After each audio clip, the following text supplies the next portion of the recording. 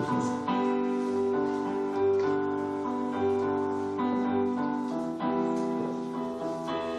L'Ancien Testament.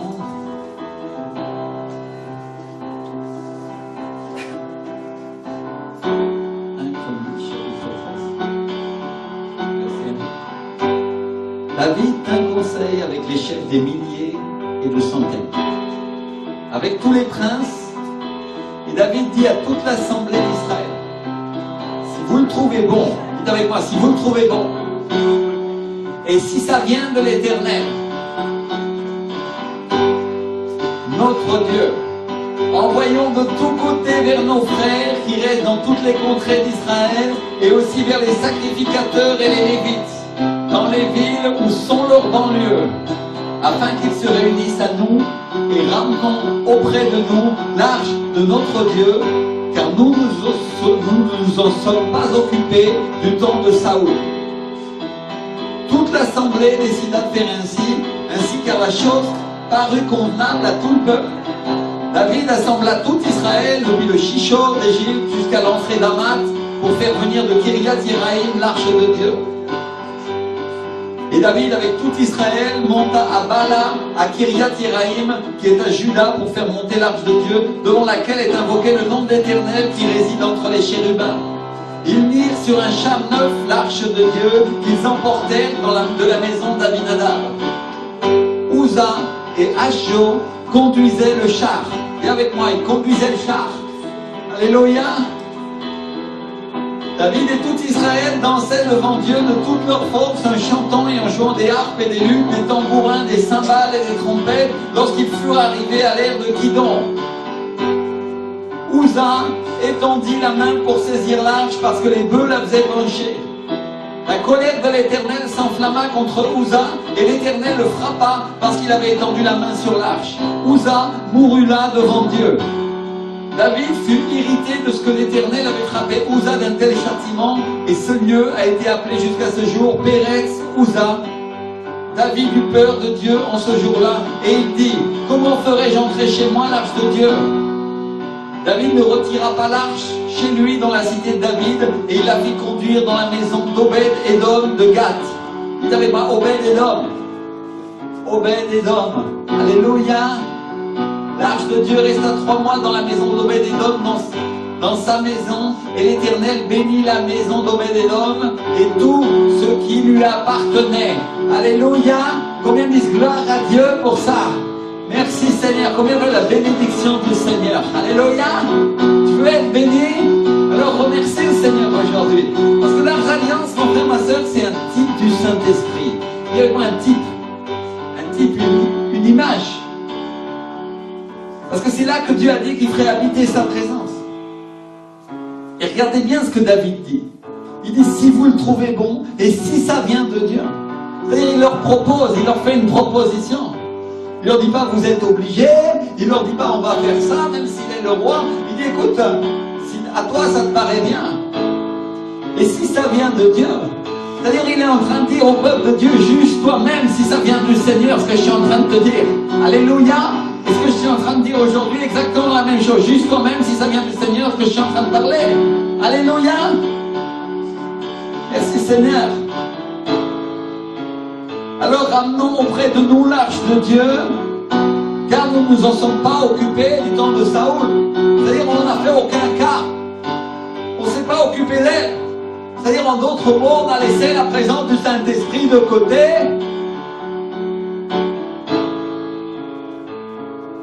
Parce que Saoul, c'est un type du gouvernement de l'homme.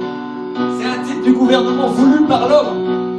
On parle de croyants qui s'appuient sur l'homme, de croyants qui s'appuient sur leur chair. On parle de gens qui prennent leurs propres décisions sans prendre en compte ce que Dieu veut vraiment. Alléluia. Combien croient qu'il y a beaucoup de croyants comme ça dans les églises?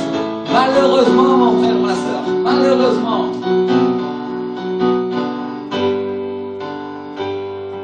Saoul, c'est le gouvernement voulu par l'homme, c'est pas un gouvernement, c'est pas un roi selon le cœur de Dieu. Et la Bible nous dit que nous sommes des rois, n'est-ce pas, mes frères et sœurs? Elle nous dit que nous devons choisir notre type de gouvernement. Alléluia.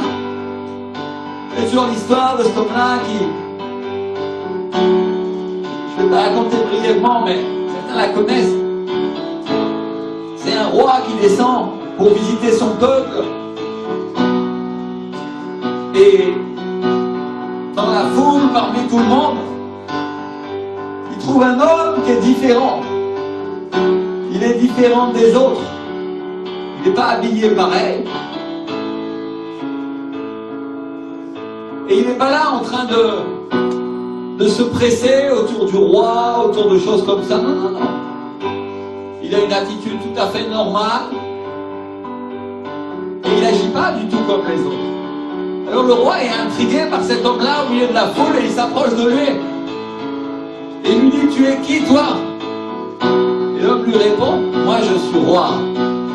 Et le roi lui répond, toi tu es un roi? Et je ne te vois pas habillé en roi, je ne vois pas tes vêtements de roi. Il lui dit, oui je suis roi. Je suis le roi de ma propre vie. Et je règne sur ma famille, je règne sur ma bénédiction. Alléluia. Jésus a-t-il pas dit, mes frères et sœurs, vous êtes des rois? Mes frères et sœurs, nous sommes des rois. Nous sommes les fils et les filles du roi. Nous sommes de la royauté. Quand on a cru en Jésus, nous avons obtenu le bénéfice d'être des rois et des reines et de régner sur ce territoire. Alléluia. Qu'est-ce qu'on a fait tout à l'heure? On a commencé à exercer notre autorité. Amen. Combien disent amen à ça? Gloire à Dieu, n'est-ce pas? Et donc si on est des rois, on doit prendre des décisions. Mais on doit comprendre une chose. Parce que la Bible est là pour nous apprendre et nous enseigner des choses. Et l'Ancien Testament, c'est pas juste l'histoire de ce qui est arrivé au roi. C'est une histoire qui est arrivée au roi pour toi. Dieu a permis qu'elle soit écrite dans la parole de Dieu pour que Dieu puisse parler à ton cœur et tu puisses comprendre quel genre de décision tu dois prendre. Si tu dois être le roi Josaphat ou le roi Achab qui s'était marié avec Jézabel qui était une sorcière. Pratiquer la manipulation. Il y a des choix que nous devons faire. Et chacun de ces rois est une histoire pour notre vie de ce que nous devons décider de faire ou de ne pas faire. Alléluia. Faut bien qu'on prenne mieux la parole comme ça. C'est ça la Bible. Ça c'est la Bible, mon frère, ma soeur. Et donc Saoul, c'est le gouvernement voulu par l'homme. Et il était roi et il était oint. Tiens-toi bien, il avait l'onction du Seigneur. Mais David, lui, c'est le gouvernement selon le cœur de Dieu. Il avait l'onction aussi, mais lui, il la perd pas. Alléluia. Comprenez la balance? Il y a une différence, n'est-ce pas? Donc Saoul, c'est le type du chrétien né de nouveau qui a connu l'esprit, il connaît l'onction, mais il laisse sa chair diriger sa vie. Prend des décisions par sa force, selon ce qu'il pense, lui. La pensée de l'homme. David, c'est un autre type de gouvernement. C'est l'homme moins par Dieu qui laisse l'esprit décider, un gouvernement dirigé par le Saint-Esprit. Alléluia. Et là, tu commences à comprendre que là, il ne s'agit pas seulement de l'église, il s'agit de toi. Tu es le roi, tu es le capitaine de ta vie. Ta décision fera ta réussite ou ta perte. Alléluia. Et donc, la décision qu'il prend, ou une des premières décisions qu'il prend, c'est de dire au peuple, si ça vient de Dieu, si ça vous paraît bon, là on a un principe d'humilité parfait, n'est-ce pas? Il n'est pas en train de dire, je suis l'homme moins par Dieu, Dieu fait-moi le roi, et tu dois faire ce que je dis, et tu dois obéir, et tu te tais. Parce qu'il pourrait, parce qu'à l'époque ça se passait comme ça, n'est-ce pas? Non, non, lui il manifeste le cœur de Dieu, il a envie d'avoir une invitation. Si tu veux, si ça te paraît bien, mon frère, ma soeur, si ça te paraît que ça vient de Dieu, il est en train de dire après tout qui je suis, moi je suis qu'un homme comme toi, j'ai les mêmes défauts, j'ai les mêmes problèmes, mais je t'apporte un message qui vient de Dieu, juste toi-même, c'est bien du Seigneur. Alléluia. Ouh. Et donc, le message c'est quoi? Ramenons la présence du Saint-Esprit auprès de nous, parce que chacun d'entre nous, à cause des enseignements qu'on a reçus, à cause des enseignements d'hommes, à cause des décisions de notre chair, on s'en est pas occupé du temps de Saoul. Oh mon frère, ma soeur, Dieu parle beaucoup. On s'en est pas occupé du temps où le roi Saoul dominait dans notre vie. Vous comprenez cette image? Tout le monde dit, non, moi je suis David, moi je suis pas de Saoul. Mais mon frère, ma soeur, c'est pas ce que tu dis, c'est ce que tu es, c'est ce que tu fais, c'est une décision que tu prends.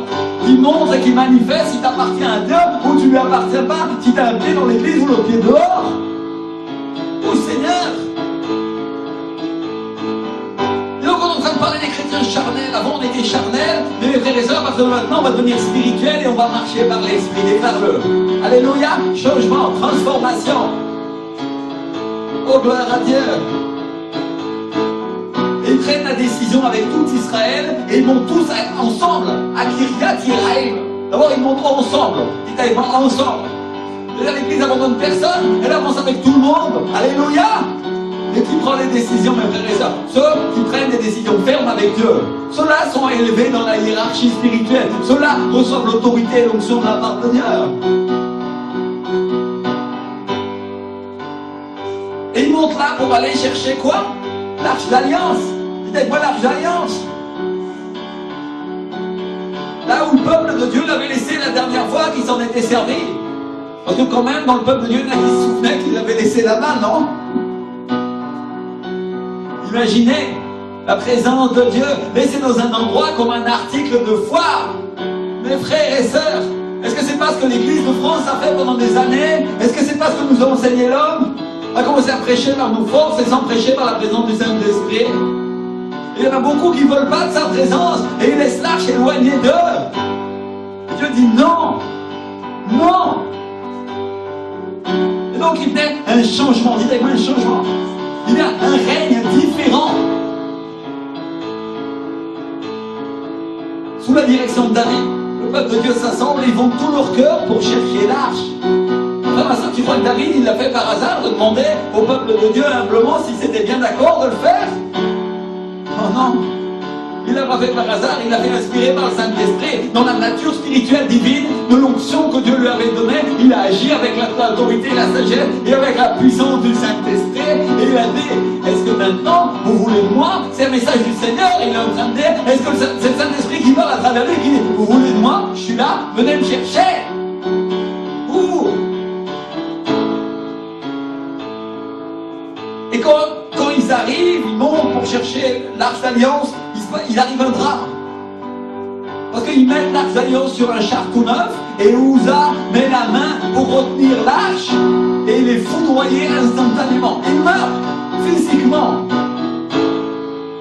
Parce que les bœufs faisaient pencher le char, et Uza, qui croyait bien faire, avec sa pensée d'homme, met la main, et il meurt.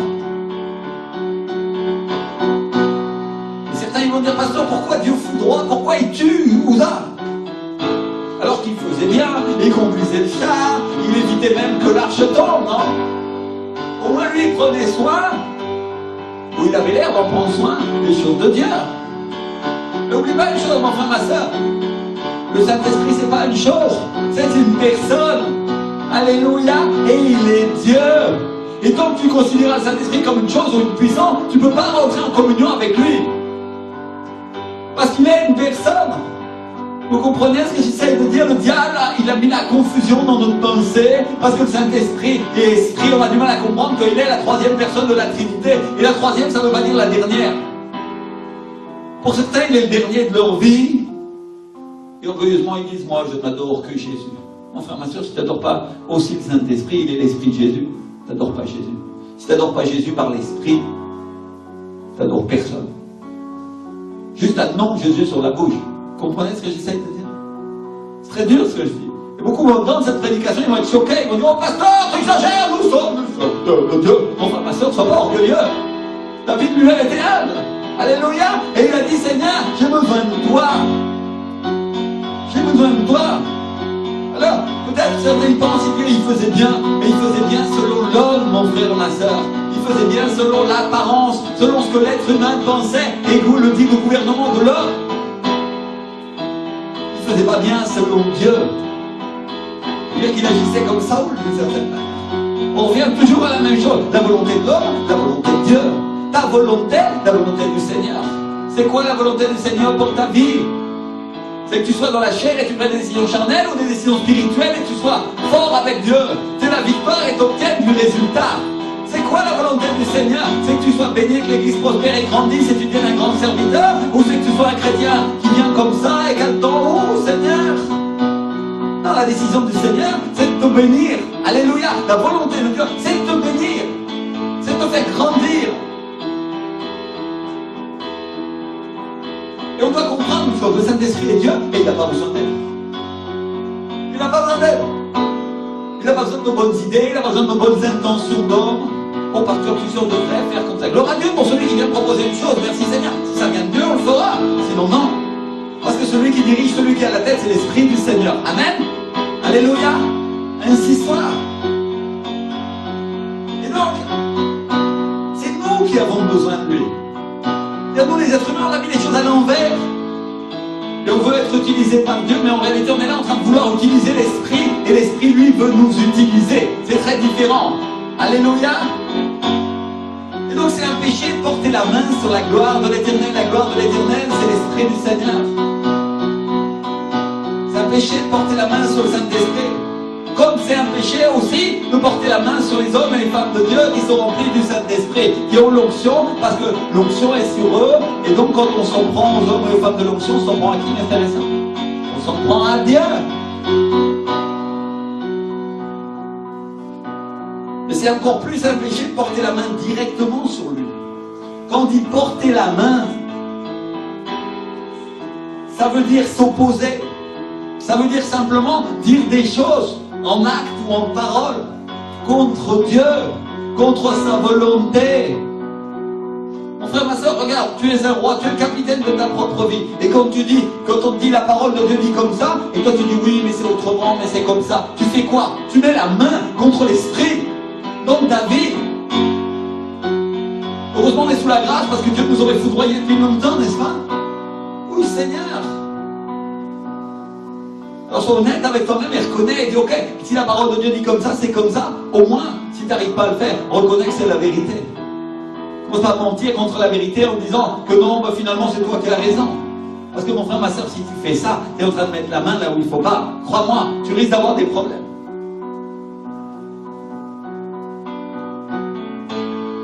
Porter la main, ça veut dire s'opposer.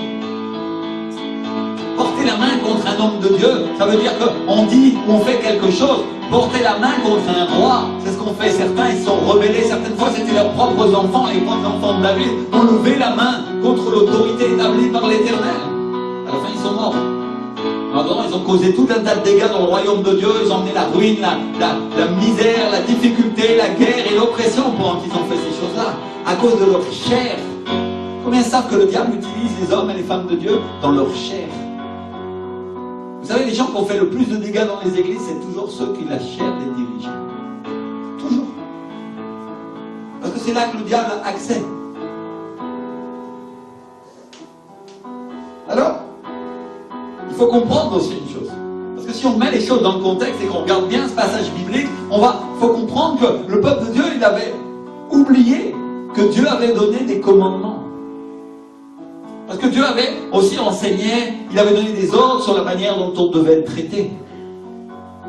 Et peut-être pendant des années, dans les synagogues, le peuple de Dieu n'avait pas été enseigné sur la manière que l'Esprit du Seigneur était Dieu de cette manière-là et qu'il fallait que ce soit les Lévites qui portent l'arche d'alliance. Et si vous lisez le livre, je crois que c'est dans Deutéronome, il me semble, vous allez trouver que les Lévites devaient porter l'arche avec des grandes barres pour ne jamais la toucher. Alléluia. Donc il y avait une manière d'amener la présence du Saint-Esprit sans jamais que nous y mettions la main. Alléluia. Vous savez, comment ça que l'Ancien Testament, c'est l'ombre des choses à venir. Il y a quelque chose que Dieu veut te parler aujourd'hui pour que tu comprennes que tu dois porter cette présence dans ta vie sans jamais la toucher, sans jamais la diriger, parce qu'il est Dieu. Dieu veut que tu portes sa présence. Et c'est lui qui veut te diriger, toi. Alléluia. C'est à l'envers. Et donc on ne touche pas la gloire de Dieu. Et Uza meurt et David il a une réaction stupide à propos de sa mort. La Bible dit qu'il prend peur, il se met en colère. C'est-à-dire à l'intérieur il est en colère contre Dieu à cause de la mort d'Uza. Et en même temps il a peur de Dieu d'une certaine manière. Ou non, la Bible dit qu'il a carrément peur. Il a la trouille. Il dit wow. Dieu est bien plus puissant que je croyais. Il a des règles, il a des choses qu'on ne peut pas faire. Et, Seigneur, quelle destruction il a amené à Uza. Et ça, c'est des choses, mes frères et sœurs, souvent le peuple de Dieu a du mal à comprendre.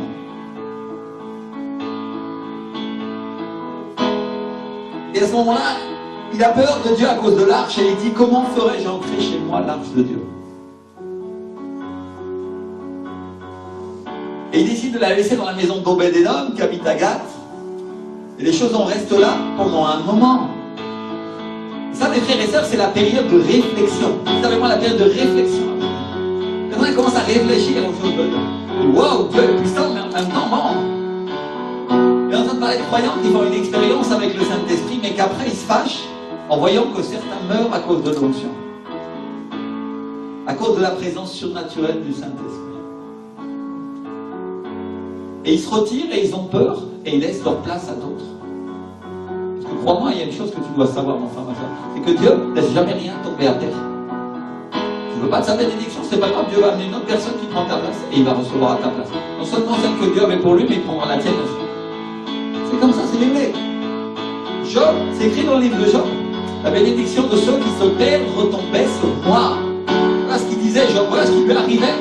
Parce qu'il était un homme de Dieu fidèle, et lui, il recevait la bénédiction que beaucoup de ses frères et sœurs perdaient parce qu'il la méprisait. Donc il était doublement, triplement béni.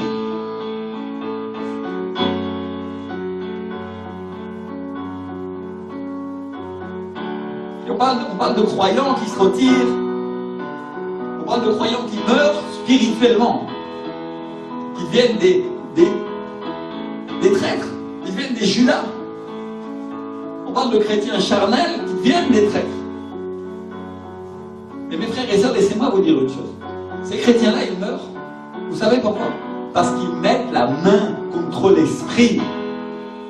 C'est ça la vraie raison de leur mort spirituelle. Et ils deviennent des gens difficiles, qui veulent plus de l'onction, qui veulent rien recevoir, parce qu'ils mettent la main contre les choses de l'esprit et ils disent non.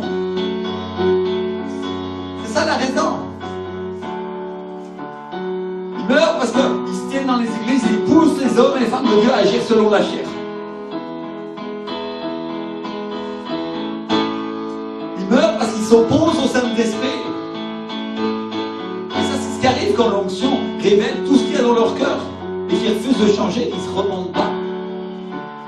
Alléluia. Dis avec moi, l'onction tue et elle donne la vie. Alléluia. Elle tue et elle donne la vie. Et donc David est énervé, il a peur et il laisse l'arche d'alliance. Il laisse la présence du Saint-Esprit pendant un moment. Et il la laisse en garde dans la maison d'Obed-Édom. Dis avec moi, Obed-Édom. C'est là qu'il la laisse. Et au bout de 3 mois, il y a une nouvelle nationale. On vient dire à David que Dieu a béni Obed-Édom et toute sa maison à cause de l'arche de Dieu. Et on peut imaginer, si vous me permettez la petite blague, que le Jerusalem Times de l'époque titrait Obed-Édom était béni. Alléluia. Obed-Édom béni à cause de l'arche d'alliance. Bon, sûrement il n'y avait pas d'imprimerie à l'époque, mais le bouche à oreille remplaçait ça et l'information passait, croyez-moi mes frères et sœurs, et tout le monde savait que Obed-Édom était béni. David, tu sais pas ce qui s'est passé depuis que tu as laissé l'arche d'alliance dans la maison d'Obed-Édom. Obed-Édom est béni. Et Dieu a béni Obed-Édom et toute sa famille. Alléluia. Ça c'est intéressant parce qu'on voit dans ce passage que Dieu ne bénit pas seulement Obed-Édom. Il ne bénit pas seulement sa famille. Il bénit toute sa maison. Il n'y avait pas toute sa maison. Alléluia. Il bénit tout ce qui lui appartient. Tout ce qui est à lui. On trouve 2 Samuel 6,12. L'Éternel a béni la maison d'Obed-Édom et tout ce qui est à lui à cause de l'arche de Dieu. Alléluia. Le terme utilisé pour bénir, c'est le mot barak. C'est un mot hébreu qui désigne la bénédiction, qui désigne le fait de bénir, que ce soit Dieu ou les hommes, et de les bénir avec abondance. Dis avec moi barak.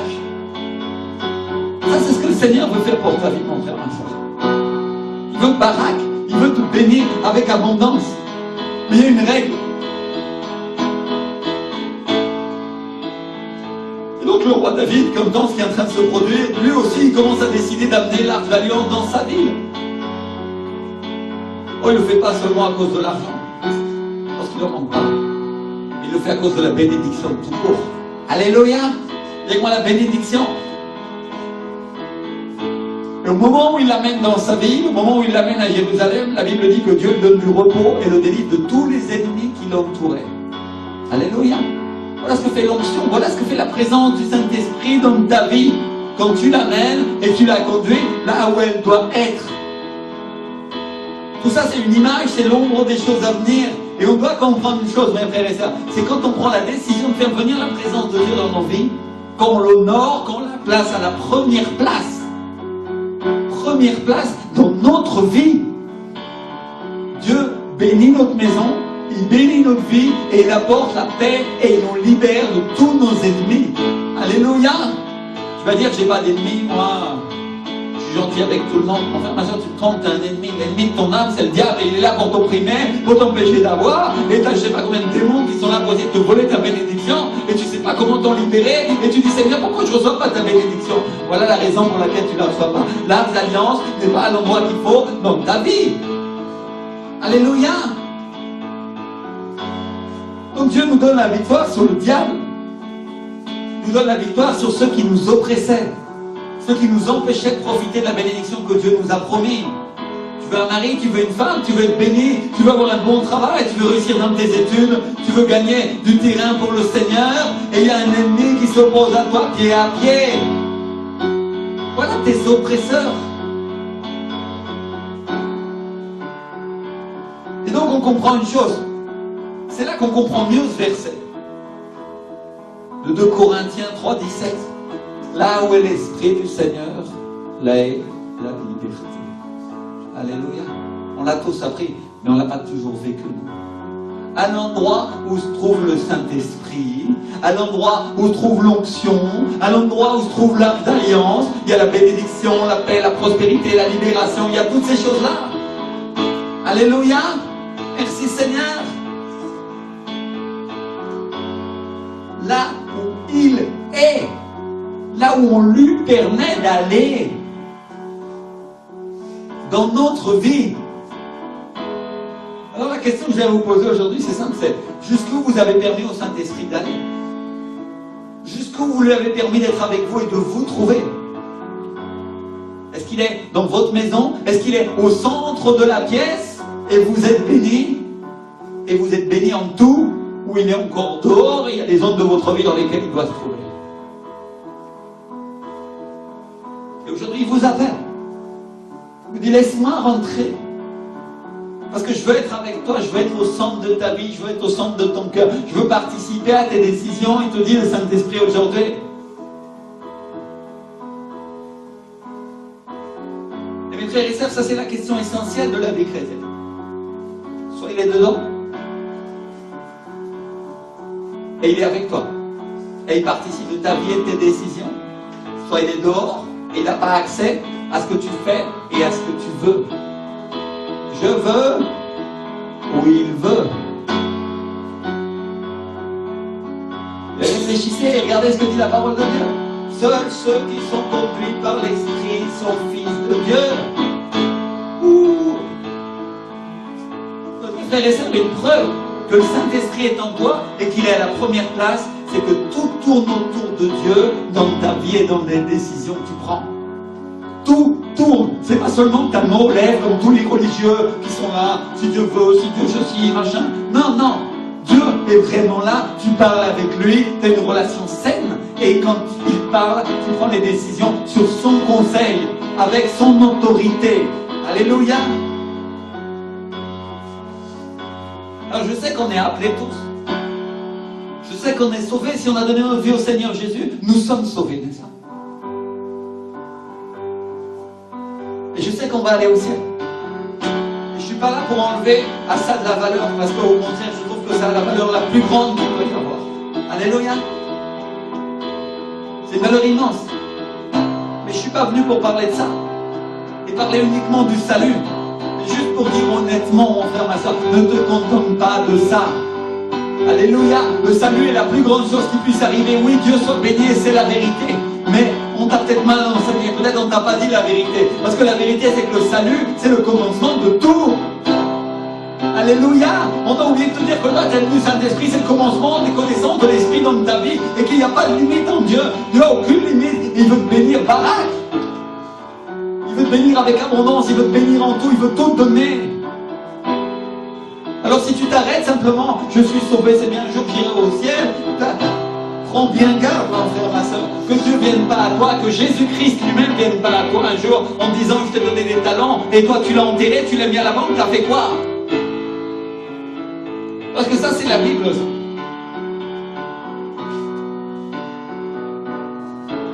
Et donc le salut c'est le commencement. Dis avec moi le commencement. C'est le commencement de la vie abondante qu'a voulu Jésus pour nous. J'ai donné ma vie au Seigneur Jésus et je suis sauvé. Et il y a une certitude dans mon cœur. Le Saint-Esprit me donne la conviction de mon salut. Alléluia. Et après ça, Dieu me donne la conviction de tous mes péchés. Tout ce qui ne va pas en moi. Et j'ai deux attitudes. Où je lui résiste et je mets la main. Et je deviens gouvernement comme Saoul. Et c'est l'homme. Ou je fais comme David et je reconnais, je m'humilie et je pleure et je me mets par terre et je dis Seigneur, c'est toi. C'est toi. Alléluia. Parle de le faire dans les actes, pas seulement dans les paroles.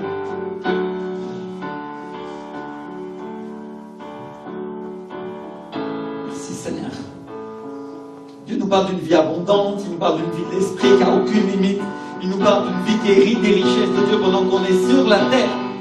Il nous parle de toutes sortes de richesses spirituelles et matérielles, mes frères et sœurs. Toutes sortes de richesses. Alléluia, peut-être. Et moi, je crois ça. Et mon frère, ma sœur. Je crois que c'est le moment pour ceux qui ont eu des richesses matérielles sur la terre de se débrouiller et de commencer à recevoir des richesses spirituelles de la part de Dieu. Pour savoir utiliser leurs richesses matérielles dans le Seigneur. Alléluia. Et je crois que c'est le moment pour ceux qui n'ont pas eu de richesse matérielle de recevoir aussi de la part de Dieu, en plus des richesses spirituelles qui reçoivent. Alléluia. Parce que Dieu est venu pour nous bénir Barak, il est venu pour nous bénir avec abondance, mes frères et sœurs. Et c'est le temps pour nous d'expérimenter les richesses qu'il y a en Jésus. Et donc c'est le moment de transformer le processus qui nous a amenés à Dieu en élection. Alléluia, pour qu'on soit récompensé quand on va arriver au ciel. Et on parle d'un processus de foi. On parle d'un processus où il faut croire. Un processus où il faut accepter de dépouiller ton intelligence humaine pour que tu puisses croire. Alléluia. Ça c'est pour ça que la Bible dit qu'il y a peu d'appelés. Il y a beaucoup d'appelés et peu d'élus. Parce que tous ne veulent pas mourir, mes frères et sœurs. Ils ne veulent pas mourir à leur intelligence animale, ils ne veulent pas mourir à leur intelligence humaine. Et le processus a déjà commencé pour certains. Et ils vont devoir apprendre à s'appuyer sur Dieu. Dis avec moi, s'appuyer sur Dieu. Ça, c'est quand Dieu retire la béquille des hommes sur laquelle tu t'appuies, ou tu t'es appuyé pendant des années, pour que tu puisses apprendre à t'appuyer sur lui. Pour que tu puisses croire. Et tu te rends compte que tout ce que tu croyais de la foi n'était pas, mais qu'il y avait quand même une mesure de foi dedans. Dieu est en train de raffiner, il est en train d'épurer pour que ta foi soit véritable. Alléluia. Il est en train de dire, ça c'est de l'or, et ça c'est de la pyrite, c'est de l'or des fous. C'est doré, mais c'est pas de Dieu.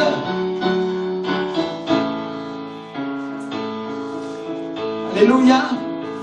Aujourd'hui peut-être je vais vous dire comme Pierre. Ne considérez pas comme quelque chose d'étrange les différentes épreuves qui sont venues contre vous, les différentes difficultés, les différentes oppressions, les différents problèmes qui sont venus dans votre vie chrétienne. Parce qu'elles sont venues pour vous. Alléluia. Elles sont venues pour que vous puissiez croire. Elles sont venues pour que vous appreniez à croire. Elles ne sont pas venues par hasard. Un jour, le diable a décidé qu'il allait t'embêter. Non, non, mon frère, ma soeur, Dieu a permis, il avait déjà sa veille, il avait pensé que le diable allait t'embêter. Et ce jour-là, il a dit, tiens, tu vas voir, je vais faire un plan pour que mon fils et ma fille soient bénis. Et au lieu de sortir faible et débiles dans la pauvreté et la difficulté, il va sortir riche et rempli du Saint-Esprit. Alléluia. Une autre manière d'agir, ça c'est le plan de Dieu. Mes frères et sœurs, depuis toujours la volonté du Seigneur, c'est n'était pas que le peuple d'Israël soit sur l'arche de Dieu, c'était qu'il soit avec l'arche. Il voulait habiter au milieu d'eux. Dieu veut habiter au milieu de ta vie. L'Esprit de Dieu veut habiter dans ta vie et y vivre et avoir la place la plus importante dans ton cœur. Alléluia. Merci Seigneur. Et Dieu a en tête de faire de vous un membre actif du centre de vie de la foi. C'est son but, c'est son objectif. Quelqu'un qui croit, quelqu'un qui rêve, quelqu'un qui sait s'appuyer sur les promesses de Dieu. Alléluia. Peut-être tu vas dire, oh Seigneur, aujourd'hui, mes frères et sœurs, ils sont pas venus, on n'est pas beaucoup. Elle est où la promesse? Tu sais où elle est la promesse? Juste là où tu t'appuies, ou tu t'appuies pas. C'est ça la question. Où est la promesse? Est-ce que tu la crois ou est-ce que tu la vois? Parce qu'il faut la croire avant de la voir, mon frère, ma soeur. Et non pas la voir pour la croire. Là, on est comme Saint Thomas. Ça, c'est pas de la foi. Ça, c'est quelqu'un qui est convaincu par ce qui se passe devant lui. Dieu aime les miracles et il aime nous montrer. Mais la vérité, mon frère, ma soeur, heureux celui qui croit sans avoir vu. Parce qu'il est capable d'avoir cette foi. Dis avec moi la foi pour les miracles. Abraham n'avait rien vu, mais pendant 40 ans, il a attendu son enfant. Et donc Dieu est en train de penser, il a une promesse pour nous. D'avoir un centre de vie de gens qui s'attendent à l'impossible. Qui s'attendent à voir ce qui ne peut pas arriver de manière humaine, mais qui n'arrive que de la manière de Dieu. Alléluia. Et Dieu va tester ta foi. Et il va pousser ta foi. Et il va te montrer, regarde la difficulté. Tu la regardes elle ou tu me regardes moi? Oh Seigneur. Combien croyaient que la foi c'était gratuit et c'était facile? Non, non, la foi c'est un geste qui coûte, mon frère, ma soeur. Il y a un coût à travailler dans la foi.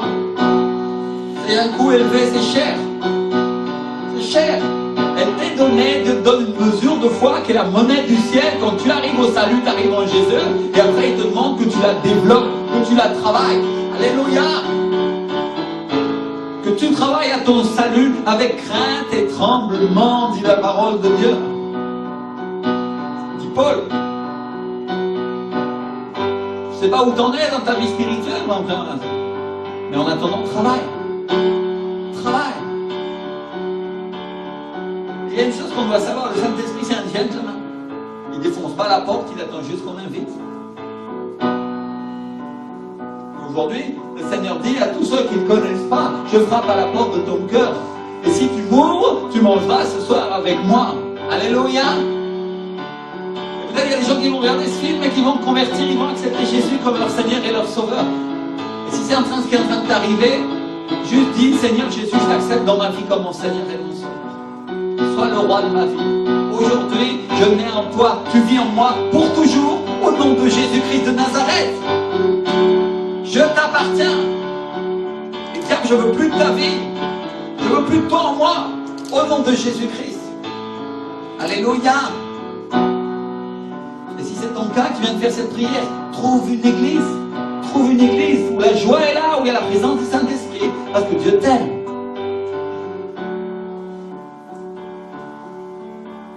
Maintenant, mes frères et sœurs, je veux parler d'un autre aspect. Un autre aspect de la parole.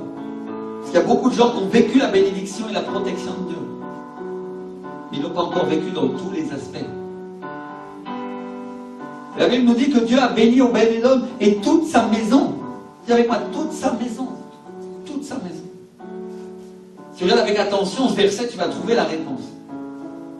À cause de l'arche de Dieu. À cause de l'arche d'alliance. À cause de la présence du Saint-Esprit dans sa vie. La Bible nous parle de richesse, elle nous parle de bénédictions qui viennent pour les possessions d'Obed-Édom, pour tout ce qui est à lui. Et dans ce cas-là, elle nous parle spécifiquement de la bénédiction matérielle. Réellement matérielle. La Bible ne dit pas que Dieu enrichit spirituellement Obed-Édom. Elle dit qu'elle a béni tout ce qui lui appartenait, tout ce qui était à lui. Pas de possession physique.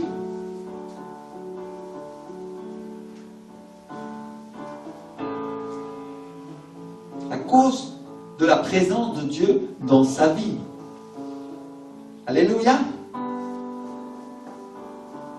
À cause de la place qu'il lui a donnée dans sa maison. Ta maison représente ta vie, la maison de David, la maison de Saoul. La Bible nous parle, Jésus nous parle de nos vies comme étant une maison. Il nous parle de ceux qui sont possédés par des démons. Qui sortent de la maison, qui se trouvent ornés, et après quand ils reviennent, ils la trouvent ornée, n'est-ce pas? Et décorée, parce que la présence de Dieu est venue dans leur vie, mais s'ils restent charnels, s'ils restent comme ça, les démons vont venir, mes frères et sœurs. Vous comprenez ce que c'est de dire? Donc le secret, c'est la place que Obed-Édom donne à l'Arche d'Alliance dans sa maison. La place qu'il donne dans son cœur. Une image des choses à venir. Tu veux ta richesse, tu veux la bénédiction, alors c'est ça. Regarde la place que tu donnes au Saint-Esprit dans ton cœur. C'est pour ça que Dieu a dit aussi, là où est ton trésor, là aussi sera ton cœur. Le Seigneur Jésus dit ça. Et juste avant, il nous parle d'argent, il dit, ne vous amassez pas des trésors sur la terre, où la teigne et la rouille détruisent, où les voleurs percent et dérobent, mais amassez-vous des trésors, où ça? Dans le ciel. Alléluia. Dieu ne dit pas de ne pas avoir de possession matérielle, non, non, au contraire, il veut te bénir. Mais il dit que la possession principale, c'est les choses célestes. Et il est en train de dire, la première place, c'est pour moi, dit le Seigneur. Alléluia. Où la teigne et la rouille ne détruisent point, où les voleurs ne percent et ne dérobent, car là où est ton trésor, là aussi sera ton cœur. Et il est en train de dire que s'il y a de la place pour d'autres choses que lui dans notre cœur, là, ça sera notre trésor. C'est une application, il y en a plein. C'est riche la parole. C'est-à-dire là où il y a de la place dans ton cœur, pour le Saint-Esprit, là où il y a de la place dans ton cœur, pour la parole de Dieu, là où il y a de la place dans ton cœur, pour l'Arche d'Alliance, là c'est bon. Mais sinon, tu laisses la place à autre chose. Et c'est une idole qui s'appelle l'inquiétude, la préoccupation de ce qui va t'arriver demain. Ça t'est arrivé de sentir ces choses-là? Vous comprenez ce que j'essaie de dire? Où je prends une décision ferme, et Dieu est Dieu, et il va me bénir, quoi que je sente, et quoi que je vois. Ou je laisse la place à une idole qui vient se faire adorer, je vais me prosterner devant elle, je suis inquiet, pasteur, parce qu'il va m'arriver ceci, parce que cela, parce que machin. Et dans ton cœur à ce moment-là. Vous comprenez ce que j'essaie de dire? Il y a une décision. Aujourd'hui, je suis venu pour vous confronter, pour que vous appreniez à être des croyants fermes dans la foi, où je crois que Dieu est Dieu, il est au ciel, et une phrase qu'il a dit, personne ne te condamne parce que tu as des moments de doute, ça m'arrive aussi, mais il y a une chose que je fais, le doute, je lui souhaite pas la bienvenue quand il vient dans ma maison, je lui ne sers pas un café pour manger avec lui, je le mets dehors au nom de Jésus, et je commence à déclarer que je crois. Alléluia, parce que ce doute n'est pas une idole dans mon cœur, c'est Jésus mon Seigneur. Ça, sa parole, il a dit, il l'accomplira. On est au centre de vie de la foi, c'est-à-dire la foi doit vivre. Quelle que soit la circonstance, quelle que soit la difficulté, tu dois être un croyant ferme, bâti sur le rocher, la parole de Dieu. C'est ça la décision, où l'Arche d'Alliance est au centre. Et l'Alliance, c'est la parole de Dieu. Dans l'Arche, il y avait les 10 commandements. Alléluia. Le Saint-Esprit et l'Esprit de Jésus. Et Jésus est la parole, et le Saint-Esprit va toujours te ramener à la parole. Qu'est-ce que j'ai dit pour que tu crois, et te dit le Seigneur? Et que tu t'appuies sur les circonstances ou sur moi, qui est au milieu de ton cœur. Prends la décision, ramène-moi. Parle avec moi et dis le Seigneur. Je suis la personne qu'il faut adorer, dit le Seigneur. Et rien d'autre. Je veux dire, tu vas dire, oh, j'adore pas. Mais si mon frère, ma soeur, quand tu es dans l'inquiétude et le tourment continue, t'adores l'inquiétude et t'adores là, le tourment. C'est une idole. Et c'est la chair qui réfléchit et qui dit que ça c'est le bon endroit. Non, le bon endroit, c'est que l'Arche d'Alliance soit dans ton cœur, à la place de Dieu où elle trône. Il n'y avait pas le trône, elle dirige.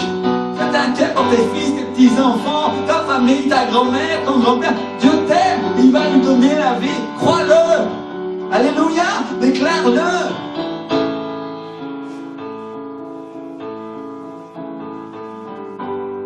c'est à nous de choisir notre trésor. Où le diable est son inquiétude, où le diable est sa crainte, qui porte un nom parce qu'elle s'appuie sur le naturel, elle s'appelle incrédulité.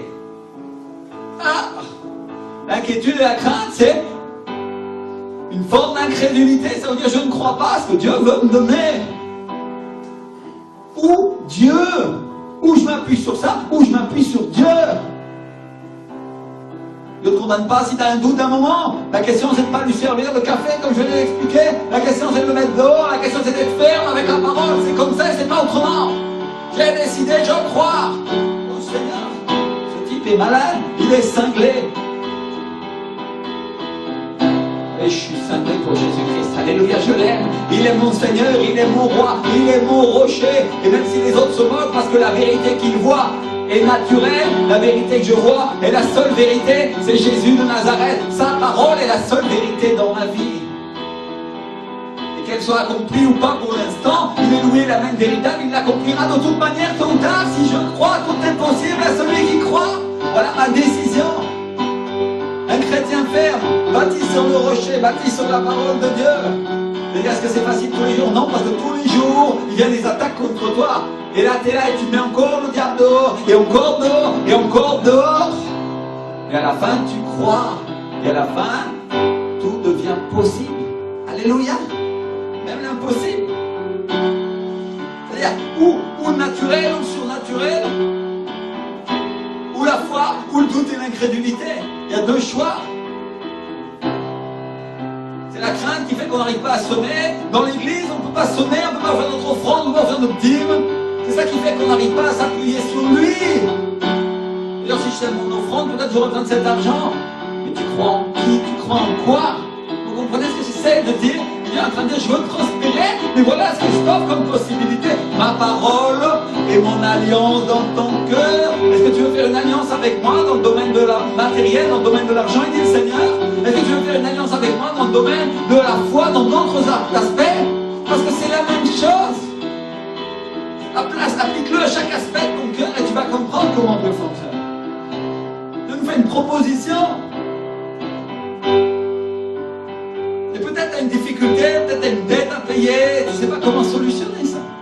Peut-être tu as demandé à Dieu, tu n'as pas encore reçu l'argent et tu es là en train de dire, est-ce que ça va arriver, Seigneur? Est-ce que ça arrivera, la solution à mon problème, à ma difficulté? La réponse est oui, ça va arriver. Si tu crois, il dit le Seigneur. Alléluia. Moi j'ai toujours cette image de la prophétesse Valérie Switcher, une femme de Dieu incroyable.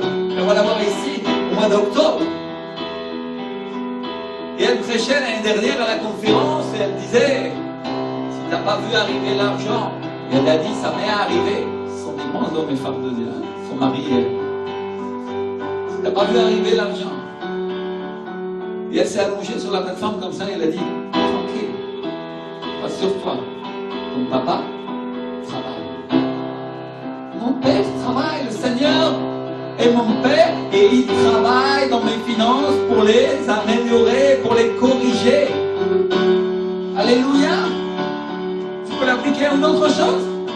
Tu as pas reçu encore ton examen à l'université et tu ne sais pas si tu vas être reçu et tu as encore des choses à passer, tu dis Seigneur, mon papa travaille, j'ai fait mon travail, il s'occupe de moi, de me donner la faveur. Alléluia. Il s'occupe de moi. C'est-à-dire, où est ta foi? Et dit le Seigneur. Tu vois un autre exemple? Quand la fille de Jairus, le chef de la synagogue, est mort, tout le monde est venu lui dire,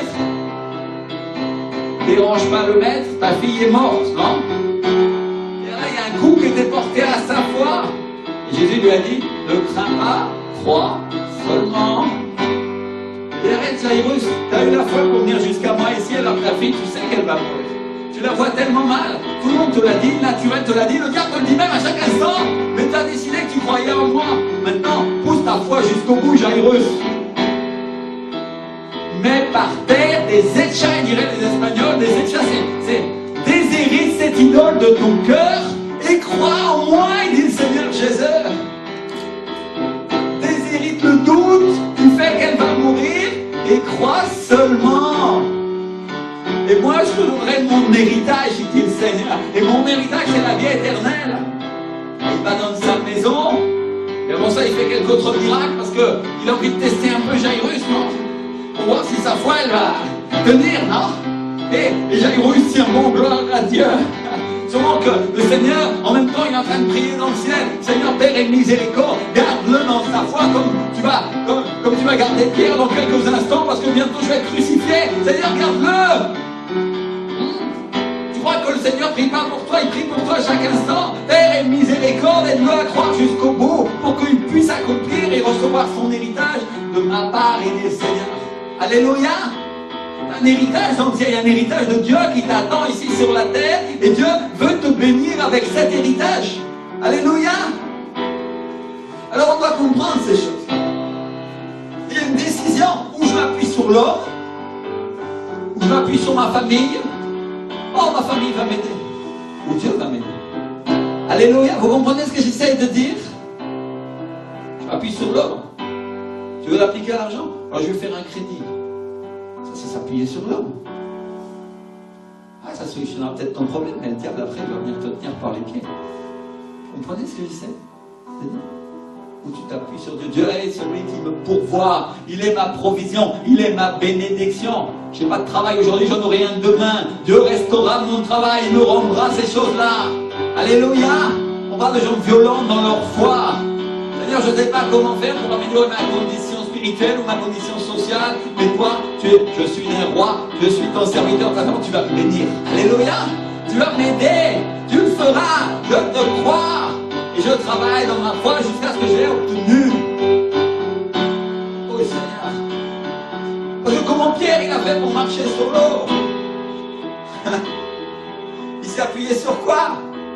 Sur une parole que le Seigneur lui a donnée. C'est toi Seigneur? Viens. Viens. Pierre il est sorti de la barque, il a commencé à marcher. Peut-être tu vas dire, oui mais à la fin il a coulé, il s'est enfoncé. Mais premièrement je veux dire une chose, si tu n'essayes pas, tu n'y arriveras jamais. Et la deuxième chose, c'est que Jésus est venu le secourir quand il s'enfonçait parce qu'il doutait. Parce qu'il avait du mal à déshériter l'idole de son cœur, du doute et de l'incrédulité qui avait été semé par le diable à Adam et Ève. Parce que c'est ça qu'il a semé dans le cœur d'Adam et Ève, l'incrédulité. Le fait de s'attacher aux choses naturelles et pas aux choses spirituelles, aux choses de Dieu.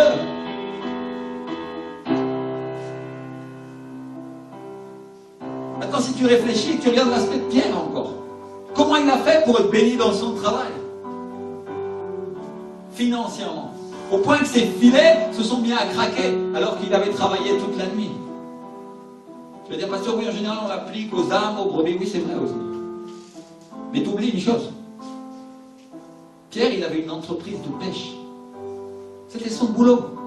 S'il n'avait pas travaillé de la nuit, et à l'époque, la plupart des gens ils étaient payés au jour. C'était des journaliers. Les gens qui bossaient avec lui, il n'allait pas pouvoir les payer. Hein.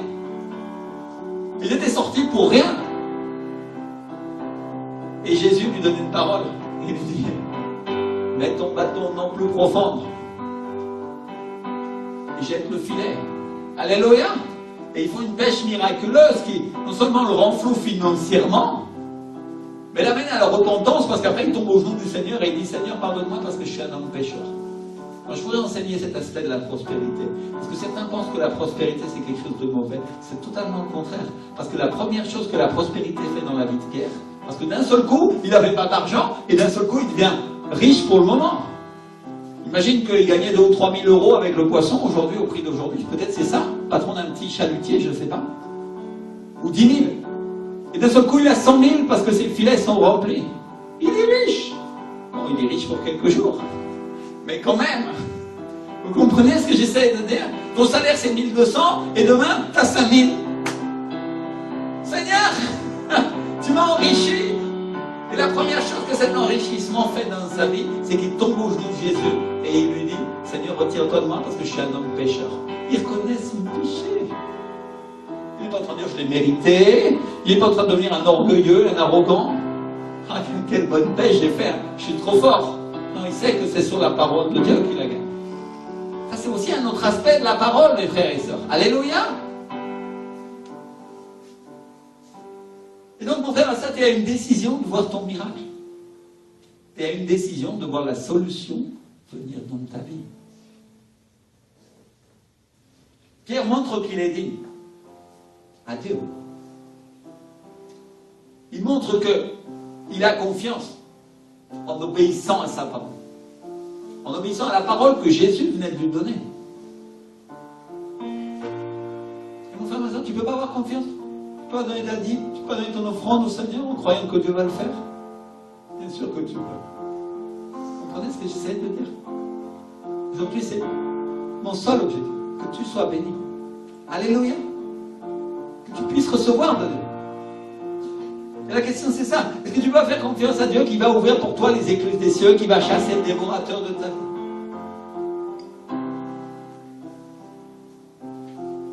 Parce que la question c'est quelle place prennent les richesses dans ta vie? À la place de la parole de Dieu? Ou la parole de Dieu a plus de bénédiction que la richesse? C'est où la place de ta confiance? En d'autres mots, où est ton trésor? C'est quoi la place que tu donnes au Saint-Esprit dans ton cœur? Est-ce que tu lui donnes une place de choix? Est-ce que tu lui donnes une place avant les hommes, avant ce que disent les hommes, avant ce que pensent les hommes, avant ce que tu penses toi-même? Ou est-ce que tu donnes une place à Dieu? Alors laisse-moi te dire comment ça marche. Si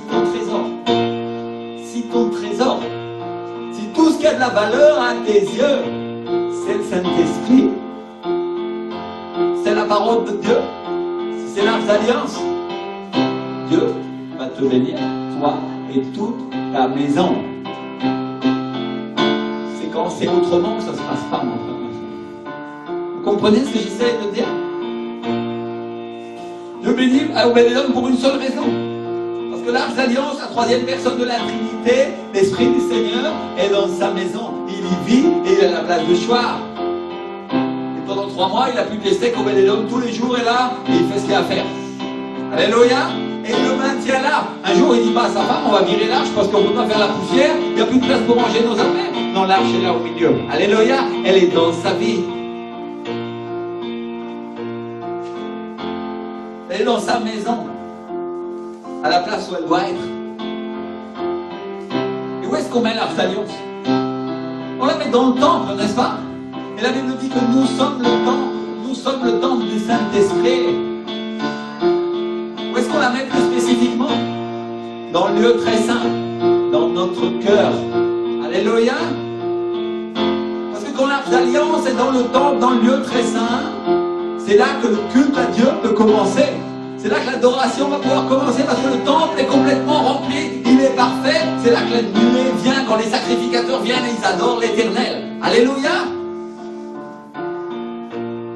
Et j'ai une autre question, où est-ce qu'on met l'Arche d'Alliance quand on va à la guerre? Si tu lis la Bible, si tu lis l'Ancien Testament, on la met devant. On la met devant dans la bataille. Les Lévites se tiennent devant et le peuple de Dieu adore et pousse des cris et des clameurs de guerre et commence à louer et à adorer le Seigneur pour avoir la victoire dans la bataille. Alléluia. C'est-à-dire, l'Arche d'Alliance, la présence du Saint-Esprit est devant toi et c'est lui qui va faire le combat, dit la parole de Dieu. Ça, c'est la manière. Il n'y a pas d'autre manière. Certains, ils préfèrent faire la guerre avec le doute comme idole placé devant eux. Je crains ce qui va m'arriver quand je vais aller à la préfecture, on ne sait jamais, non? On va voir ça, Dieu va te bénir.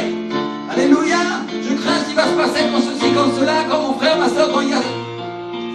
Non. L'Arche d'Alliance est devant toi.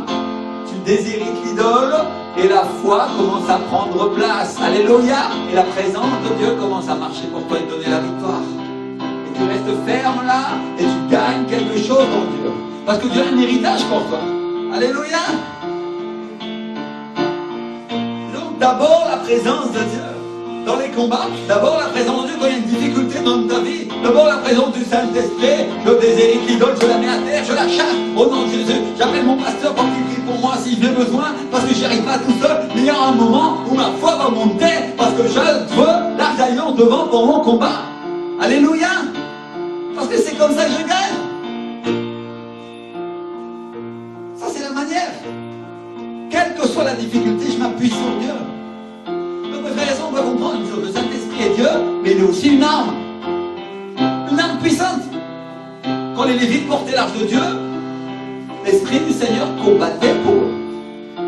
commençait à adorer, il commençait à jouer, la trompette, il commençait à pousser des cris, et l'ennemi fuyait, et la plupart du temps, Dieu retournait les adversaires les uns contre les autres, et ils s'entretuaient entre eux.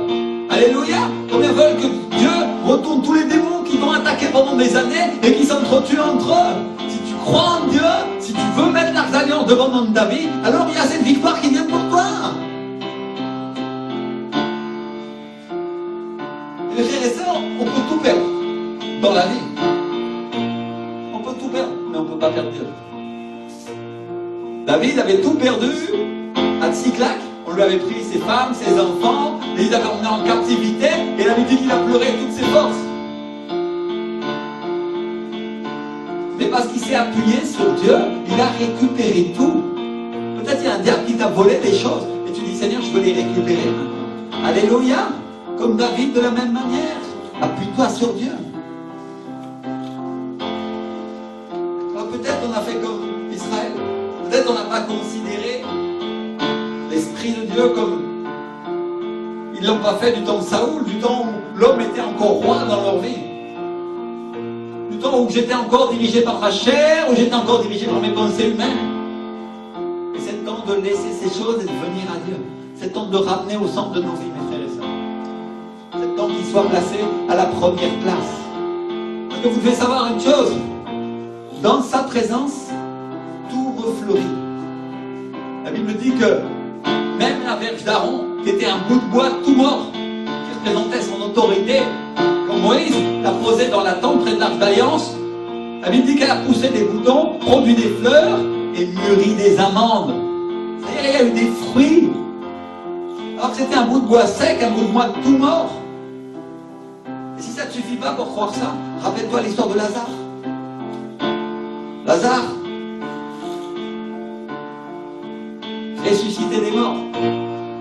Rappelle-toi des morts que Jésus a ramenés à la vie.